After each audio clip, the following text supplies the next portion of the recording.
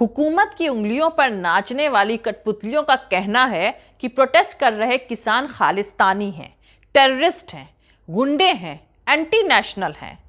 BJP के national general secretary Dushyant Kumar Gautam ने तो यहां तक ये कह दिया कि इस किसान आंदोलन में खालिस्तान और पाकिस्तान जिंदाबाद के नारे लगाए जा रहे हैं और कट्टरपंथियों ने इस आंदोलन को हाईजैक कर लिया है। उन्होंने एक फेक वीडियो का हवाला देते हुए कहा कि इस वीडियो में किसानों को खालिस्तान और पाकिस्तान के सपोर्ट में नारे लगाते हुए सुना जा सकता है। दरअसल जब जब दिल्ली के तख्त पर बैठी मोदी हुकूमत के कानों तक विरोध की आवाज पहुंचती है, तब तब बीजेपी सपोर्टर्स, मीडिया का पूरा गैंग और राइट विंग आइडियोलॉजी को सपोर्ट करने वाले लोग टांग अड़ाकर आगे खड़े हो जाते हैं। ये ऐसे लोग हैं जो हर उस शख्स को हिंदुस्तान के खिलाफ बताने का तमाशा करते हैं जो दिल्ली में बैठी मोदी की हुकूमत के किसी फैसले से इत्तेफाक नहीं रखता है या उस फैसले पर नाखुशी का इजहार करता है। मोदी सरकार के फैसलों से नाखुश ऐसे लोगों में अगर मुसलमान शख्स हो तो उसे देशद्रोही, पाकिस्तानी, वतन का गद्दार बताया जाता है और अगर मुस्लिम औरतें हों तो उनके कैरेक्टर पर भद्दे भद्दे कमेंट करे जाते हैं। उनको कहा जाता है कि ये बिकी हुई औरतें हैं जो 500 रुपए लेकर शाहीन बाग में बैठती थीं। और अगर मोदी सरकार के खिलाफ बोलने वाले स्टूडेंट्स हैं तो उनको जिहादी, पाकिस्तानी, आईएसआई का एजेंट बताने का तमाशा जोर शोर से शुरू कर दिया जाता है। हुकूमत के टुकड़ों पर पलने वाले ऐसे ही लोगों की पूरी ट्रोल आर्मी ने इस बार किसानों पर चढ़ाई कर दी है। किसानों के दिल्ली पहुंचने से पहले ही उनके खिलाफ जमकर फर्जी कंटेंट जमा कर लिए गए थे और अब इसे सोशल मीडिया पर वायरल कर दिया गया है। इसमें अन्न उगाने वाले अन्नदाताओं को खालिस्तानी बताया गया है। खुद हरियाणा की बीजेपी सरकार के मुख्यमंत्री ने ऐसा शर्मनाक बयान दिया है। जरा सोचिए, जब बीजेपी के मुख्यमंत्री और राष्ट्रीय महासचिव के पद पर बैठे लोग इस तरह की बातें करेंगे तो 2-2 रुपए में उनके सपोर्ट में ट्वीट करने वाले उनके अनभक्त सपोर्टर इस प्रोपेगेंडा को वायरल करने के काम में जुट ही जाएंगे। जिस तरह आज किसानों को खालिस्तानी बताया जा रहा है, उसी तरह हाथरस में नक्सली खतरा पैदा हो गया था। आप लोग को याद ही होगा, जैसे ही हाथरस कांड को लेकर प्रोटेस्ट शुरू हुआ तो कहा गया कि इस कस्बे में नक्सली आ गए हैं। जांच भी बैठ गई, लेकिन जैसे ही पब्लिक का प्रोटेस्ट हल्का पड़ा, बिना एक नक्सली गिरफ्तार हुए हाथरस से पूरा नक्सलवाद खत्म हो गया। और साथ ही में खत्म हो गया वो सरकारी गुनाह जिसमें एक रेप विक्टिम लड़की की लाश को बिना उसके घर वालों की मौजूदगी में तेल डालकर आधी रात को फूंक दिया गया था। जब सीए के प्रोटेस्ट शुरू हुए तो बताया गया कि देश को तोड़ने के लिए विदेशी साजिश कर रहे हैं। इसी देशभक्ति की आड़ में अवाम पर गोलियां चलाई गईं, कई लोग मर गए और तमाम सोशल वर्कर्स को टॉर्चर किया गया, जो अभी भी जारी है। जैसे ही जनता मोदी की हुकूमत के किसी भी फैसले के खिलाफ प्रोटेस्ट शुरू करती है, नफरत का काल्पनिक झूठा डिजिटल राष्ट्र खतरे में आ जाता है। ऐसा फर्जी फूहड़ प्रोपेगेंडा आपने इससे पहले कब देखा था, जहां मुल्क की आवाम को ही गद्दार, देशद्रोही, पाकिस्तानी, खालिस्तानी घोषित कर दिया जाए। वैसे व्हाट्सएप यूनिवर्सिटी वाले स्टूडेंट्स आजकल पूछ रहे हैं, सिर्फ पंजाब और हरियाणा के किसान ही क्यों प्रोटेस्ट कर रहे हैं? हैरानी इस बात की है कि 80% जो खुद को पत्रकार कहते हैं वो 2 रुपए पर ट्वीट वाले ट्रोल के घटिया ट्वीट जिनकी स्क्रीनशॉट व्हाट्सएप यूनिवर्सिटी के स्टूडेंट्स को फॉरवर्ड किए जाते हैं, ऐसे ट्वीट को ट्विटर से उठाकर उसी पर डिबेट करा रहे हैं। तो दोस्तों, अब ऐसे माहौल में ये कौन पूछेगा कि पिछले 3-4 सालों से पूरे देश में आंदोलन कर रहे किसानों की सिर्फ 4-5 मांगे क्यों मोदी हुकूमत पूरी नहीं कर सकी? शायद कोई नहीं पूछेगा और ना ही सरकार इसका कोई जवाब देगी। पर सच्चाई क्या है मैं बताऊंगी आपको, लेकिन उससे पहले जो लोग मेरे इस चैनल पर नए हैं वो मेरा YouTube channel political Tamasha with doctor Arshi को सब्सक्राइब करके वहां पे लगी बेल आइकॉन को जरूर दबा दे ताकि आपको हमारे आने वाले हर वीडियो की अपडेट्स मिलती रहे। और दोस्तों, अगर आपको हमारा काम पसंद आता है, हमारे वीडियोस पसंद आते हैं तो www.patreon.com/ DR अर्शी खान पर जाकर डोनेट करके आप हमारे काम को सपोर्ट कर सकते हैं।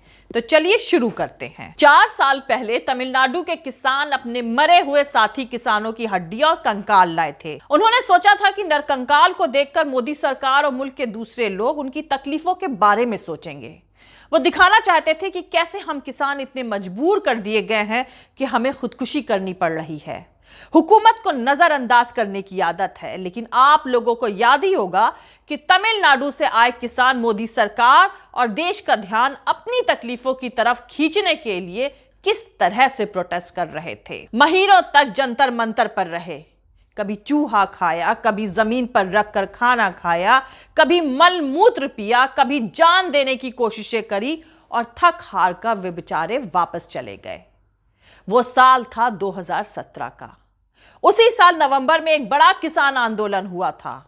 एक किसान संघर्ष समन्वय समिति बनी थी, जिसमें देश भर में 400 से ज्यादा ऑर्गेनाइजेशंस शामिल हो गई थी। जंतर मंतर पर किसान संसद लगाई गई, लेकिन सरकार ने उनकी फिर भी एक भी मांगे नहीं सुनी। 2018 में फिर किसानों ने दिल्ली कूच किया। 2019 में भी पूरे साल किसान आंदोलन चलता रहा। अब 2020 में फिर से किसान दिल्ली पहुंचे हैं। सभी आंदोलन में वही 2-4 मांगे रखी गई हैं कि फसलों के मुनासिब पैसे मिले, MSP पर खरीद हो, सिंचाई की बेहतर व्यवस्था करी जाए, मंडियों की सुविधा मजबूत करी जाए, किसानों का कर्ज माफ कर दिया जाए। लेकिन मोदी सरकार किसानों की फिक्र में इतनी दुबली हुई जा रही है कि उसने कृषि को कॉरपोरेट को सौंपने का बिल तो पास कर दिया है, लेकिन उनकी बरसों पुरानी मांगों में से एक भी मांग नहीं मानी। आप महाराष्ट्र और मध्य प्रदेश को देखिए तो पिछले सालों में वहां भी लगातार किसान आंदोलन होते रहे हैं, लेकिन गोदी मीडिया और व्हाट्सएप यूनिवर्सिटी के स्टूडेंट्स इसी सोच में मरे जा रहे हैं कि सिर्फ पंजाब और हरियाणा के किसान ही प्रोटेस्ट क्यों कर रहे हैं। तो दोस्तों चलिए इसकी हकीकत भी जान लेते हैं कि किसान आंदोलन पंजाब और हरियाणा में ही क्यों हो रहा है। आखिर बिहार उड़ीसा में भी तो किसान हैं, फिर पंजाबियों को खास दिक्कत क्या है? दरअसल किसानों के लिए महात्मा गांधी के चंपारण आंदोलन के बाद एक रॉयल कमीशन ऑन एग्रीकल्चर बना था। इस कमीशन की रिपोर्ट दीनबंधु सर छोटू राम ने 1939 में किसान की फसलों को सही तरीके से बेचने के लिए इंफ्रास्ट्रक्चर यानी अनाज मंडियों की शुरुआत लाहौर असेंबली में कानून बनवाकर करी थी। इसीलिए अनाज मंडियों का जो डेवलपमेंट उस वक्त के पंजाब यानी पाकिस्तानी पंजाब, भारतीय पंजाब, हरियाणा और हिमाचल में हुआ था, वैसा पूरे भारत में कहीं नहीं हुआ। और इस वक्त पंजाब में कुल 153 agricultural produce market committee APMC मंडियां हैं। हरियाणा में 107 बड़ी और 174 छोटी मंडियां हैं। वहीं हिमाचल में 59 छोटी बड़ी मंडियां हैं।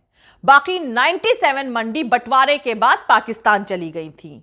इसके बाद देश भर की ज्यादातर मंडियां या तो बंद है या फिर सिर्फ सब्जी मंडी तक ही सीमित है। अब सब्जियों में भी MSP लागू नहीं है, जबकि पंजाब की मंडियां असली अनाज मंडियां हैं, जिनके दम पर वहां के किसानों को इंस्टीट्यूशनल खरीद FCI यानी फूड कॉरपोरेशन ऑफ इंडिया जैसे के चलते MSP यानी मिनिमम सपोर्ट प्राइसेस मिल पाता है। और ये मंडियां 6 से लेकर 8.5% तक टैक्स वसूल करती हैं, जिससे बाकी मंडियां या ग्रामीण क्षेत्रों की सड़कें बनाने का काम होता है। अब नए कानूनों में बीजेपी सरकार ने मंडियों के बाहर किसी भी पैन कार्ड होल्डर को बिना टैक्स दिए अनाज खरीदने के हक भी दे दिए हैं। मतलब आज FCI यानी फूड कॉरपोरेशन ऑफ इंडिया पहले की तरह मंडियों से अनाज खरीदे तो उसे वो महंगा पड़ेगा। ऐसे में कोई बड़ा खरीदार महंगा खरीदने मंडी क्यों आएगा? और इन कानूनों में मंडी से बाहर खरीदने वालों पर भी MSP यानी मिनिमम सपोर्ट प्राइसेस पर खरीदने की कानूनन पाबंदी भी नहीं है। अब आप लोग खुद सोचिए कि सरकार के खिलाफ अपने हक की लड़ाई लड़ रहे किसानों को गोदी मीडिया, बीजेपी का IT सेल और उसके नेता देशद्रोही, पाकिस्तानी, खालिस्तानी, वामपंथी या कांग्रेसी साजिश कहकर किसानों की जिंदगियों से जुड़े इतने संजीदा मसलों को हल्का कर रहे हैं। लेकिन जब आप कहते हैं कि किसान आंदोलन में खालिस्तानी आ गए, CAA के खिलाफ हुए आंदोलन में पाकिस्तानी आ गए, हाथरस में नक्सली आ गए, तब आप अपने देश की पूरी सिक्योरिटी सिस्टम पर सवाल उठाते हैं। 1 रुपए में 2 ट्वीट करने वाले तक को पता है कि देश की राजधानी में खालिस्तानी पाकिस्तानी नक्सली आतंकवाद आ गए हैं, लेकिन देश की सुरक्षा एजेंसियों को खबर तक नहीं है। क्या ऐसा कहकर बीजेपी के नेता पूरे भारत के डिफेंस सिस्टम की इंसल्ट नहीं कर रहे हैं? इस तरह की देशभक्ति से किसका भला होता है?